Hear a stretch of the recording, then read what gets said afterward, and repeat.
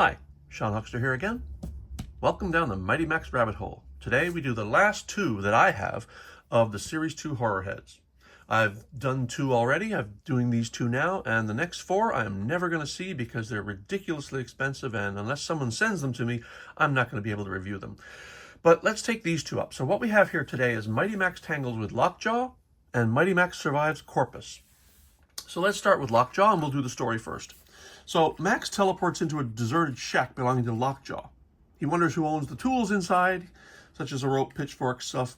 Then the cellar door pops open and a man with an axe attacks. And apparently his name is Big Red. And it's a cellar, although when we open it up, we'll see it looks a bit more like some sort of box. Anyway, he attacks Max, but Max slams him into the cellar door and slams the door shut and locks him in, and then he teleports away to safety. That's the story. These stories, as you know, are pretty simple when it comes to the horror heads.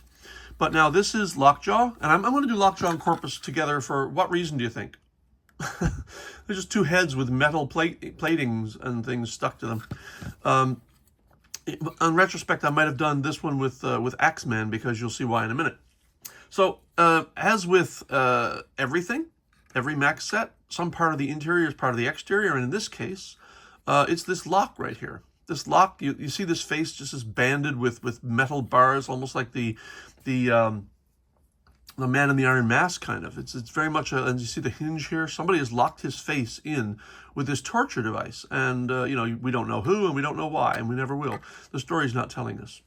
So let's see what the inside is like. It's very red. This whole thing is very red. You've got, you're pretty well sculpted out here. I love the way this band just kind of bends the nose. All right, let's look inside. So what we have inside is Max, obviously, but the first thing you see is this big green plate, this big green board, and according to the story, this is a cellar door. And in the story, this cellar door is upright, so it's actually a cellar door that he comes out of on a bit of an angle, kind of like this, but in this, it's straight on the ground. Now, if this was a cellar door, this could indeed be a trap door, so it's still possible. And then there are these metal bars holding the boards together. And this one that forms a bit of an X is a bit daunting, isn't it? It looks like a cross or something.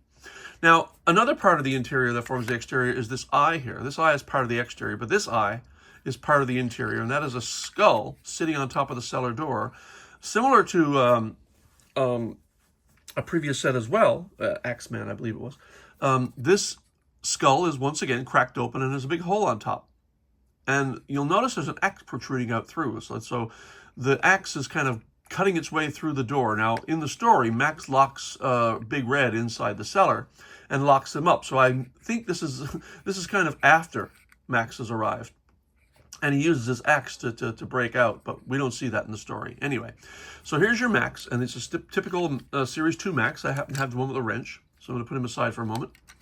And let's look at the shell, the clamshell, the compact. So we have a shovel here. Clearly, this is some sort of, I don't know, with a cellar door, I don't know if it's outside or inside, but in a moment you'll see that we are inside some sort of, I took this to be a barn, because it's big enough and it's got multiple floors. Some have speculated it's a shed, but we have all sorts of cool tools here. We got a ladder up to the second floor. We got a pitchfork here. There's a lamp to light the way. This looks like bales of hay, which is another reason why I think this might have been a barn. A rope, and then we have this is another little trap door or a door. I imagine it's a little tool chest to hold things. Like most barns have a little tool chest on the wall, and then you got a scythe and tongs and an anvil. So Big Red is a metalworker, or he is the victim of a metalworker. Hard to say, but with all these bands across his face, it looks like he didn't do this to himself. So whoever forged metal in this place, maybe holding Big Red as a prisoner. Maybe that's why he's locked in the cellar. Anyway, we're going on too much about this. So let's open it up and reveal Big Red. So this just pops off. There's no hinges, and this goes aside. And here's Big Red.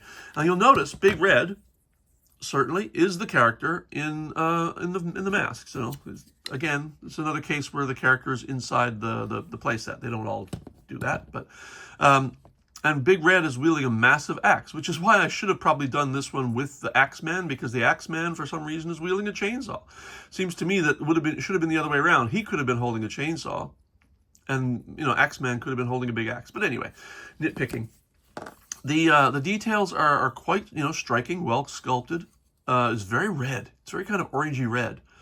And then Axeman has a little spot down here where his pegged foot can sit, and all those tools down here as well. There's a broken hammer and a sword of some kind, and more rope. This is another one that doesn't have any skulls and bones lying around, except for the skull on top of the cellar door. So Big Red fits here, Max fits here. Of course, they can be adversaries. So let's pop Max back into his spot, his safe spot for storage. Axeman sits here. Now be careful, because I actually have an Axeman with a broken axe. So it is very easy to break this axe. Be very careful. Place him in the cellar. When you close the door, make sure that the axe goes up through the hole before you put any pressure on to close this cellar door, or you might break the axe, and that'll be an expensive mistake. All right, that's this one. That's Mighty Max Tangles with Lockjaw. On to Corpus. Corpus is one of my favorite of the horror heads, and it's not because he's got purple kind of pus coming out of his eye and the green coming out of his nose, or that there's maggots growing out of him. I mean, he definitely looks dead, right? Which is why he's called Corpus, I imagine. He's not alive, I don't think. So anyway, Max in the story finds himself in a cemetery, and there's a grave digger. The grave digger is digging up Corpus, and he jumps down, and the grave digger apparently is named Mort, and Mort is releasing a corpse. And I'm reading this from a website. So Mort attempts to decapitate Max with the shovel, which he's using to dig the grave. And instead hits the corpse and knocks its head off. And then the corpse kind of falls on top of the gravedigger, and Max teleports away. That's the story. So here's Corpus. I do like this. I love the fact that, it's very Frankenstein-like. He's got machines and plates stuck to his head. We don't know why, but that's fine. So the interesting thing about this one, though, is unlike every other horror head that I've seen, or that I have, this head does not open up in one piece. It opens up in two. So you've got this divide down here that you can't really see because it's nicely covered in plates, and then it kind of comes across this mouth here, which you can see.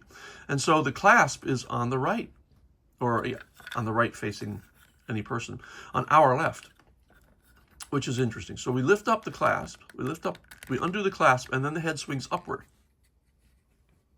And it forms part of a room inside maybe a castle or something like that.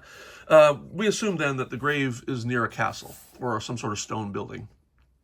And then we have the corpse itself, Corpus. And Mort the gravedigger sits in a little peg hole here. But the interesting thing is, this head opens up a second angle. And there's no reason for it. It's not like this sits off at a different angle or anything. When you put them together, they just form a standard top. So I don't know quite why that is. And now let me have a quick look here. This is one of the rare cases where there's not a lot of interior coming out onto the exterior. I think you can probably see through the mouth, if you look carefully, part of the interior, but that's not quite the same. This is the first one where something inside is not actually protruding into the outside. So I don't quite know what their goal was with this one, but I do like the idea that the top comes up in two pieces. So let's look at the clamshell itself. You've got Max here, Series 2 Max. He has a little foothold here that he can sit in, the place to be safely closed. And then you've got Corpus, the corpse that Mort the Gravedigger is digging up. I'll put him here. And then you got Mort the Gravedigger. He's the villain of the piece. So he's just a grubby little gravedigger. And we don't know if he's a grave robber or a grave digger, but he's got this lamp on his head, so he obviously works at night, and he's got a shovel. Where'd you go? There you go. And so that's Mort the Gravedigger. Let's look at the clamshell. The clamshell is, beige, like the rest of the outside. And clearly it's a grave. You've got bones here. You've got footholds for Mort and for Max. 2 footholds for Max, which is kind of interesting, because Max can stand here and closer face his adversary, who stands here. But in this case, he almost looks like he's helping because he's sort of standing beside him as Mort looks into the grave. So we have a coffin here where Corpus has been residing for God knows how long. And he fits nicely into the negative space of the coffin. And then let's look at the upstairs. The upstairs is definitely the interior of a castle. And again, I don't know why they wanted to separate this except for the gimmick, I suppose. So you got bones here, you got skulls, you got a stairway leading up to the next deck, which is nice. And then, of course, a well-painted torch here. Some sets have really nicely painted torches. Then you have this room up here with a little door opening, which could be a window. I would imagine that's a latched window, but I don't know for sure. And then you've got skulls everywhere, including around this break in the ceiling, in the wall, that clearly shows this castle is deteriorating. And then the inside here, you've got, it's just more castle. So you go here, and you can, from this stairway, you can get off on the second floor or the third floor. And the second floor has nothing distinguishing about it except these boards, but also this very interesting troll sculpture. Sort of head of some sort of creature sculpted and hung onto the wall. At least we assume it's a sculpture. Who knows? It might be an actual troll head or something. Who knows what Mort's been up to? Honestly, I'm a bit surprised at the fact that there's nothing sticking out to form the exterior. This is, like I said, the only set I've seen so far that does not do that, which is interesting. But anyway, that's enough said about this one. Let's put Max back into his safe spot, which is here. I'm not sure if this is a safe spot, so don't try to put him here and close him. At least I'm not going to try it right now. I know this is because this fits right into this negative space here. And Mort the Gravedigger goes back in his foothold here. And we close Corpus. And that is Mighty Max Tangles with Lockjaw and Mighty Max Survives Corpus. And that'll be the last two of my Series 2 horror heads. Like I said, unless somebody wants to gift me with the other 4, which would be like a $1,000 gift. I'm just kidding. The next series I'm going to be doing is Series 3 Doom Zones. And I'm really looking forward to that because there are some beauties in there. And after that, I'll be doing the Shrunken Heads and a few monster heads I've collected. And after that, I've got a couple of surprises in store. Okay, that's it for me, Sean Huckster out. Welcome to the welcome down the Mighty Max rabbit hole again. We'll see you soon. Bye.